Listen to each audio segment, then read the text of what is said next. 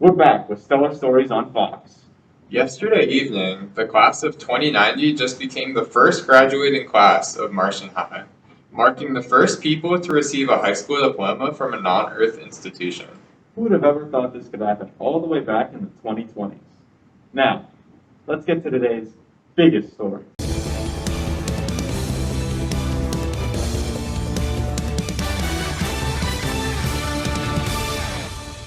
After a long 5 years, the Broadhead and his crew has finally returned from its mining mission in the asteroid belt. When ex-Ash A12 Musk first invested trillions of dollars into the industry 25 years ago, we all thought he was mad. But now, his dreams have been realized. Let's look at what Musk said about his mining company in our interview with him 10 years ago. The Earth only has limited resources, and there are many examples of this. For example, the Bushveld complex in South Africa holds 80% of the world's platinum group elements alone. The mining of asteroids would supply the Earth with the same minerals without the pollution and continue the supply due to the increasing scarcity of resources.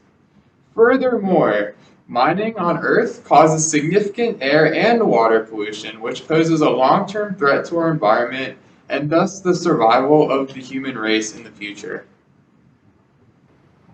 As Musk said, Earth is at risk of many things. Asteroid mining would mitigate pollution to Earth and bring more resources back.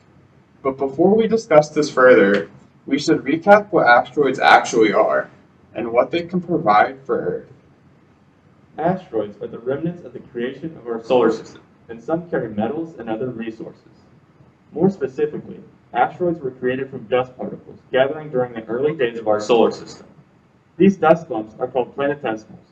Over time, the planetesimals collected more and more dust, and sometimes even collided with the early planets, or became planets, forming asteroids.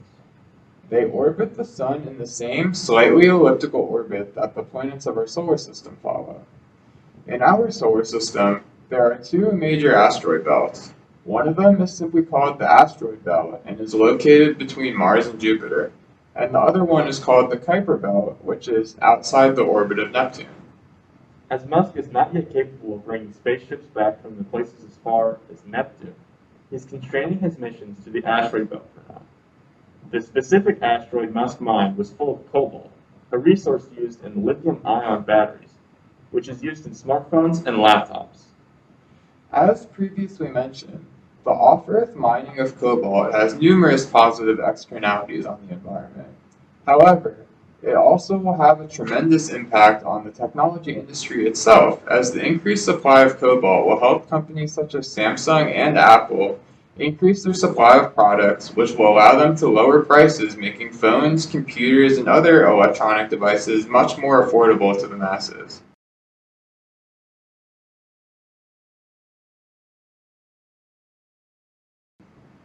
Now that there has been proven success in asteroid mining, Musk's successes on his initial mining mission has paved the way for the future, sustainably gathering resources for the coming centuries. We cannot help but speculate about what ambitious endeavors Musk will pursue next. We can only assume that he will continue to mine more of the asteroids in the asteroid belt, but the possibilities cannot end there. As space exploration continues to grow at the rate it is going at now, we may be able to reach places like the Kuiper belt in no time. Imagine the amount of resources we can acquire if we can reach that far into space. As for the miners that went on the expedition, just imagine their bravery. How many people do you know would voluntarily travel to an unknown rock millions of miles away in space, knowing that no one can save them if something goes wrong? Speaking of the job, we can only speculate how the successful mission might change the supply of off-world jobs. How many more industries will pop up and try to do what Musk has done? And how many jobs will come of it? Only time will tell. This has been Stellar Stories with Shane Winter and Marcus Caleb on Fox News. Next time, we'll be live at the Mars Grand Prix, the first interplanetary racing league event of 2090. See you there!